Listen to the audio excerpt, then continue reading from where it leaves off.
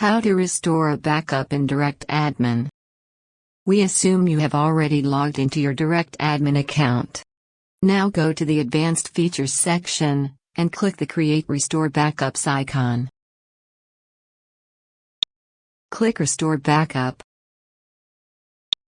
Go and select the backup you wish to restore.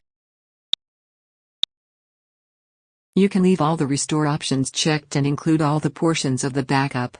You can also select the specific portion of the backup to restore. For instance, let's restore FTP settings only. When ready, click Restore. It may take some time to restore the backup, depending on the size of the backup file.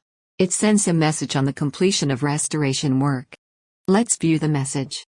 Go to the main page, and scroll down to the Support and Help section. Open Support Center and look for the message. Click to open the message. The selected backup has been restored successfully. Thank you for watching.